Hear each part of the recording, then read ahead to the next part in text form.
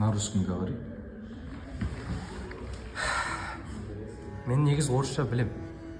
Бірақ Қазақстанда тұрып бір орыс маған орыс тілінде сөйлеуім керектігі туралы талап етіп жатса, ішің ашиды екен. Жоқ, мен нацист емеспін, жігіттер. Тек Қазақстанда тұратын орыстардың қазақ тілін білуге деген қажеттіліктерінің болмауы, керісінше Қазақстанда тұратын қазақтардың орыс тілін білуге деген қажеттіліктерінің көп болуы менің ішімді аштады. Неге мен жоғарғы оқу орнына түсуім үшін орыс тілін білуім керек?